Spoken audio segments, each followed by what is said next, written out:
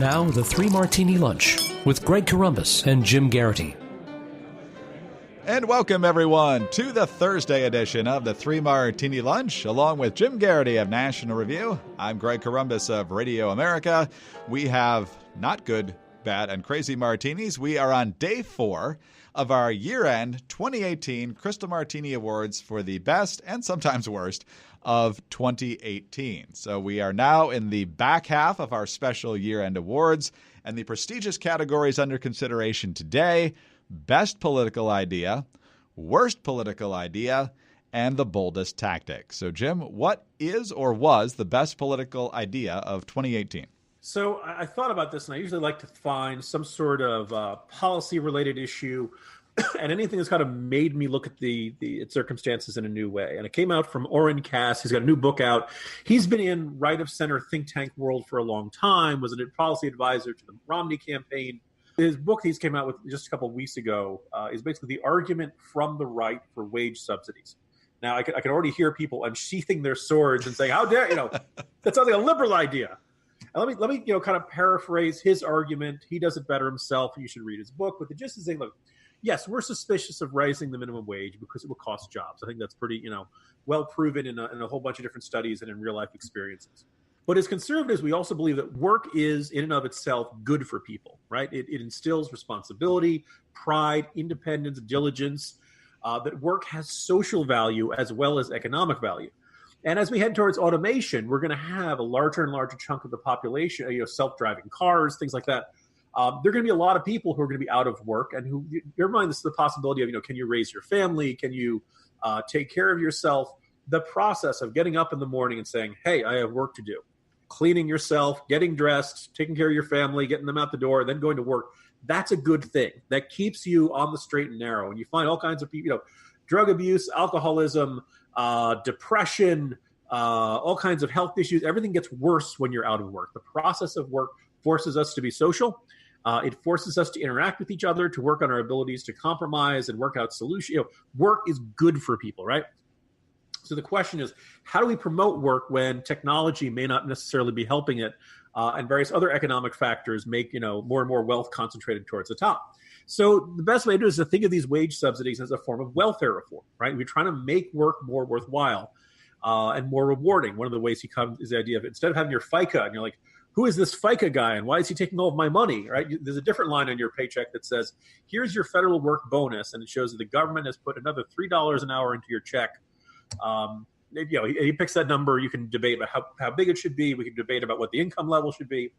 But the gist is to make work more worthwhile, make it more rewarding. And then also the flip side of that is to make it more expected of able-bodied people.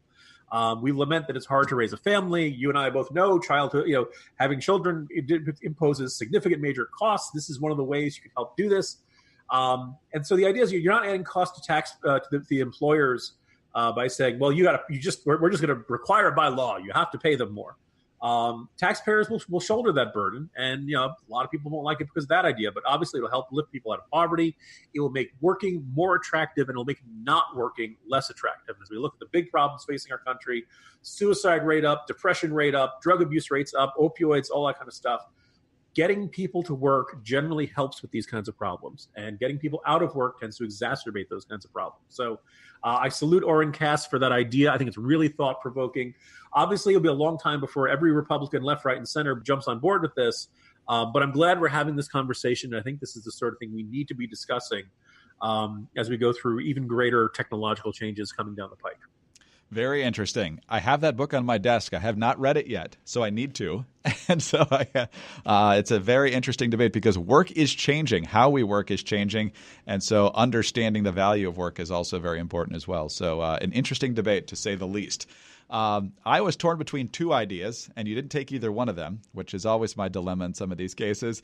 But I like your definition of one that makes you think more and one that's kind of outside the box. And so I'm going to put the Iran deal exit to the side. I think Trump was under a lot of pressure to do that by a lot of different people, not to do it really.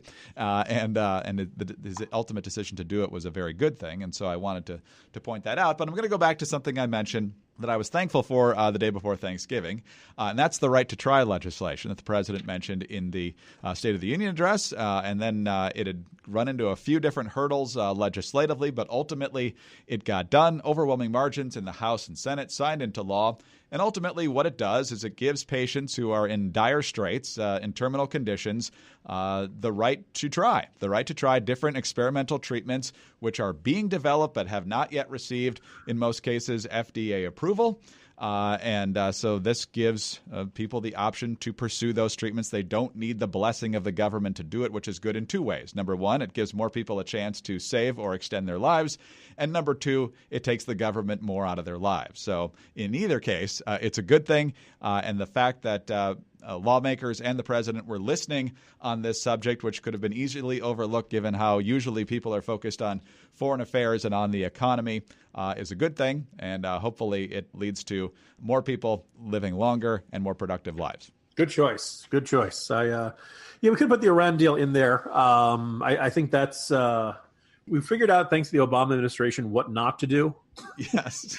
And now we're trying to figure out what is the sequence of policy changes that will give us what we want. And that's obviously, it's still a work in progress, but no point in sticking with a bad policy. And yes, right to try should be maybe one of the most significant pieces of legislation to come down the pike this year. We'll see how some other ones end up having an effect there. But another good choice there, Greg. Thank you, sir. Let's move on to the bad ones. Worst political idea. Yeah, so I had a long list of possibilities Yes. here. I think what I decided to go with, and I'm trying not to make every single selection about Beto O'Rourke, so I'm just going to make the kind of a broader theme here, which is the instant celebrification of political figures like Beto O'Rourke, and I think in particular, maybe a better example of this is Alexandria Ocasio-Cortez, based upon who they are. A little bit of discussion about obviously race and gender and age and all that stuff, but also I think charisma and speeches instead of their ideas and their agenda and what those ideas would do. And I think at the heart of it, and this is a bipartisan problem, although I think after Republicans jumped on this, drank deep from this cup, I think Democrats are about to, even more in the coming election cycle.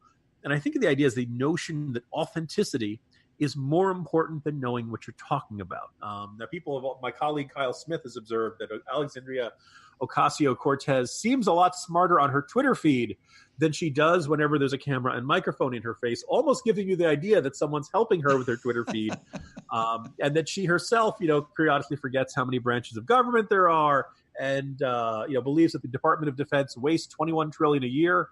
Greg, what is our economy like? $6 trillion total, $7 trillion total? If that, we spend way too much, but we don't spend that much. Yeah, the idea that but I've also observed, this is not just you and I saluting Die Hard in one more way. We're not necessarily going to criticize a bartender, not just because Bruce Willis was a bartender and they scoff that it could be a bartender up there for all we know. I don't have a problem with Alexandria Ocasio-Cortez working on, I wouldn't even say unglamorous, because Greg, I don't know about you, but bartenders have been in all my troubled times in life, bartenders have been there for me. The issue is not that. The issue is just a question of how well does she know about the economy, how government works, the effects of these kinds of policies, what she wants to cut, what she wants to spend more on. And boy, oh boy, she stumbles in a whole bunch of these interviews and doesn't seem to know what she's talking about.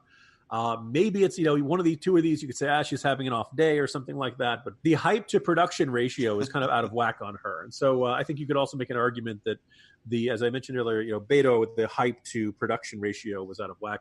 Again, name anything this guy's done in Congress. Yes, he's been in the minority, and it's not easy to have a huge impact in the minority or something like that. But people come along, and I think a lot of these figures have, values projected onto them. And I kind of have this sneaking suspicion that this will cause America more problems than it solves if we don't start saying, hey, what have you done in life? A couple of weeks ago, Peggy Noonan had a column in the Wall Street Journal where she talked about magic unicorn candidates. And I see quite a few folks, it's being, you should not aspire to be a magic unicorn candidate. And the American people should not have nearly as much appetite for those types of candidates as they seem to this year.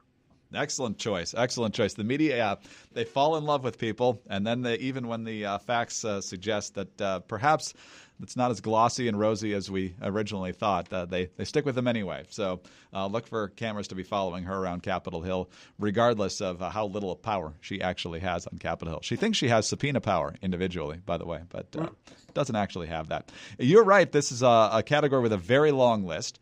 I almost went with the Elizabeth Warren DNA test. That was a little too simple. I've also done a lot of Kavanaugh stuff, so I was going to suggest that believing all women, regardless of whether there's any actual evidence, was a pretty bad political idea, because it is. But as we got into midterm election season, and even after midterm election season, my worst political idea is how we do absentee voting. Because we had a lot of elections, particularly out in California, and in some other places as well, where these mail-in ballots came trickling in for weeks and weeks and weeks. It made you think this was like Eastern Bloc elections prior to the Berlin Wall coming down, where all they had was pencils and they counted them by hand for days and weeks at a time.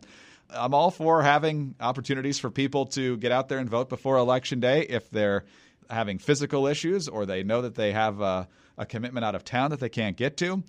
But there should be a limited number of places where you can do that. And I think if you're going to have the early voting, which I think should be shorter also, absentee balloting, if at all possible, needs to happen in those places. We're seeing absentee ballot fraud allegations going on in the North Carolina 9 district.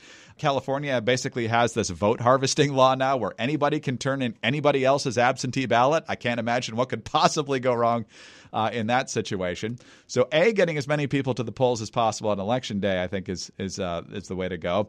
And also needing a really good excuse not to vote on Election Day, and then having a limited number of ways to collect those votes. So if you do have to vote before Election Day, those votes are in a safe place, they're already counted, and we're not ripping open envelopes and sifting through stuff weeks and weeks after the fact. So when finally one candidate goes ahead of the other one who had been ahead for 5 weeks, there's not instant allegations of election fraud. So the worst political idea is having too many ways to vote, which means having too many ways to corrupt the system.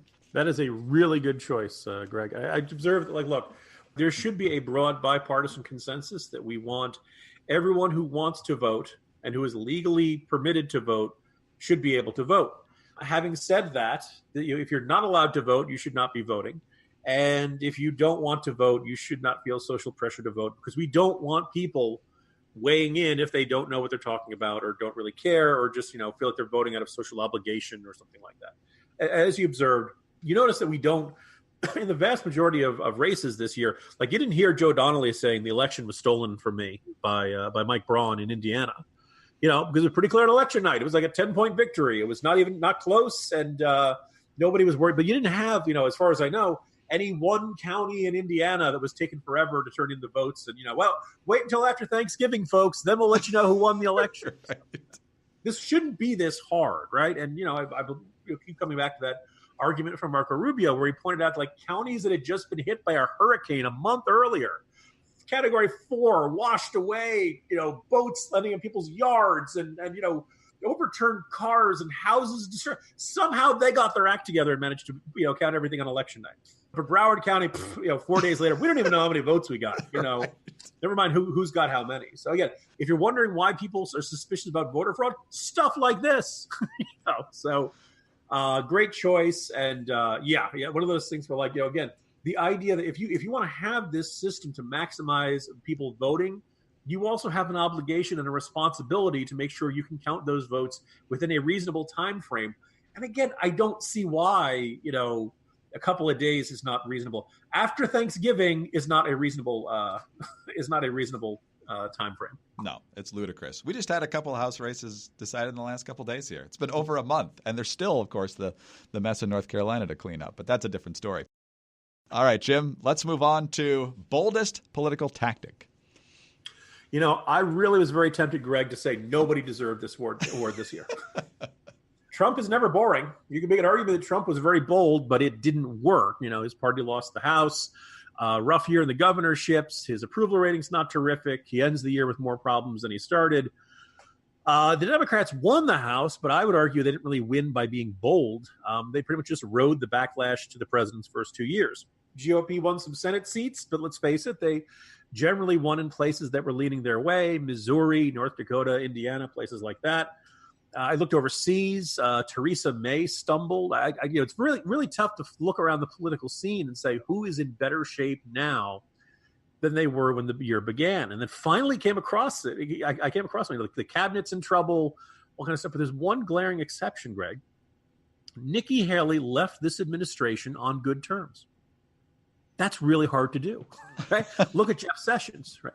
Look at Ryan Zinke. Look at Shulkin running the Department of Veterans Affairs. Look at Pruitt at the EPA. There are a lot of people who went into this administration with John Kelly, right? People who entered this administration with pretty darn good reputations, who stepped into positions of significant responsibility.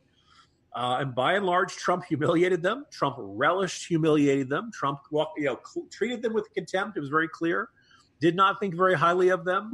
Scapegoated them. Thought they were a bunch of idiots working for him. And they came in. A lot of folks like Pruitt and Shulkin got in trouble for excessive spending and basically not being good stewards of the taxpayers' money. Scandals in one form or another, and just a general sense of chaos in Washington. So, and almost none of that touched Nikki Haley.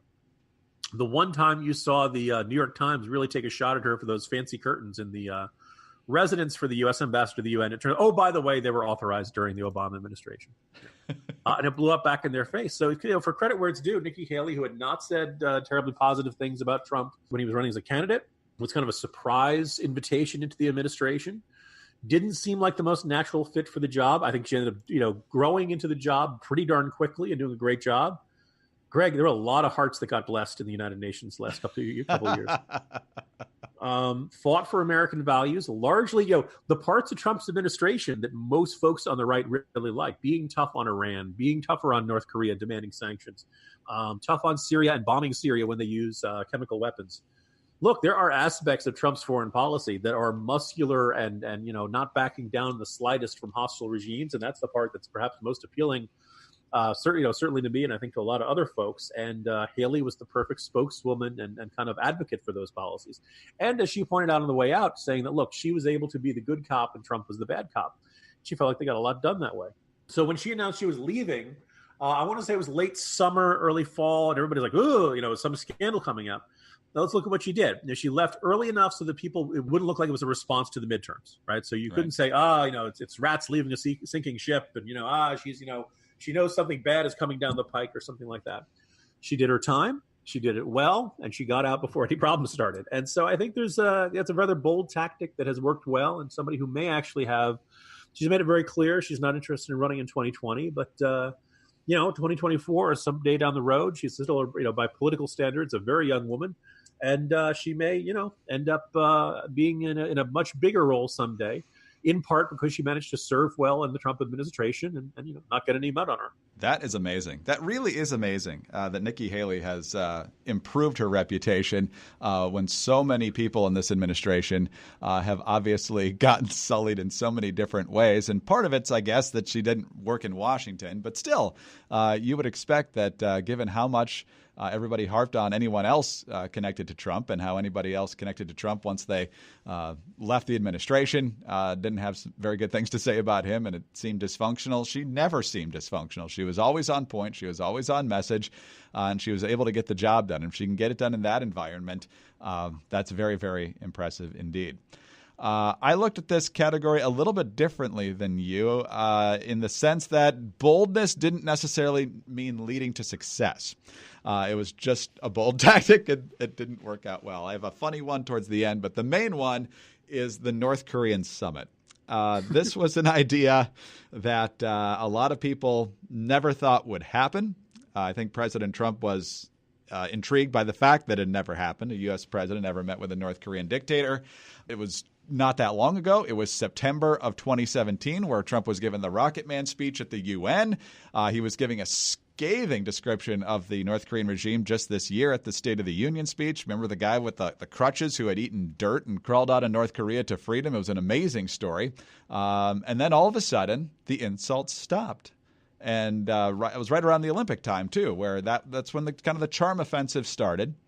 And then all of a sudden, there were no more tests. There were no more missile launches. There were no more provocative moves, provocative statements. And all of a sudden, Kim Jong-un seemed to be making some concessions. He definitely did let 3 American hostages go. And all of a sudden, there we are in June, Trump and Kim at Singapore, signing a pretty flimsy document, essentially saying that Kim was going to dismantle the nuclear program. Since then, it hasn't really worked out very well. We've found out that Kim hasn't really dismantled much of anything that actually matters to him. In fact, he might be ramping some things up. And at this point, the charm offensive is still going on. So Trump perhaps is still hoping that Kim will make good on some of this stuff, but he hasn't anything negative to say about Kim. Ultimately, this seems to have been a PR coup for Kim Jong-un. If it had worked, and if we had seen concrete steps being taken by the North Koreans to dismantle this program and actually make good on what they said, which we're always dubious about, it would have been fantastic. But it was a bold tactic. It just didn't work, and we might end up being in a worse spot than when we started. Yeah, that's a good way to put it. You and I would be very happy to have written as one of the best stories of the year, the successful denuclearization of North Korea, and perhaps even some road towards the normalization of relations with North Korea, or some level of reducing the threat to South Korea and our allies in the Pacific and our guys over there. And it hasn't happened. And so I was skeptical of it. It became very clear this administration was going to go down this road. Kim Jong-un got his summit, and I was ready to say, all right, let's see. We've tried everything else. Let's see if it works. I tried to go into it with an open mind. Longtime listeners may remember me. I got the book on Gorbachev, started reading about how much Reagan had gone into extensive preparation for these summits with Gorbachev, and how much he wanted to get a sense of what was going on inside Gorbachev's head, what were the internal problems and pressures within the Soviet Union. Russian history, Russian military capabilities. I mean, Reagan really basically said he did the equivalent of a college course. I did not see anything remotely like that coming from the Trump administration. Trump, as usual, was going to wing it. And lo and behold, the negotiations did not work. Now, this is not entirely Trump's fault. Kim Jong-un very clearly wanted the summit and then was not willing to follow through with making serious reductions in his nuclear arsenal or serious inspections or anything like that. So a giant disappointment. I don't know how much, how much blame you want to put on Trump and how much you want to put on North Korea being North Korea. But in the end, very frustrating that this administration feels like it got kind of suckered because in the end, North Korea's regime is exactly the regime we thought they were, to paraphrase Arizona Cardinals coach Dennis Green. They are who we thought they were. Exactly right. And we knew it all along. We were hoping against hope, but it hasn't worked out. And I mentioned I do have a fun one. It's not worthy of an entire martini at the end of the year for boldest tactic. But usually when you're running for office, the last thing you want to do is run against a prominent figure in your own party. And much more than that, you don't want to accuse them of a massive crime. That didn't stop Don Blankenship, though, running for Senate in West Virginia. Here's how he closed his final campaign ad. I will beat Joe Manchin and ditch Cocaine Mitch for the sake of the kids. So Don Blankenship is a certifiable head case here, I think. He's got a huge amount of baggage. Jim, but in a difficult year, how much fun did we get out of the term Cocaine Mitch? Oh, my goodness. It's got to be right up there with the tears of James Mattis. Way to go, Nevada. Die Hard.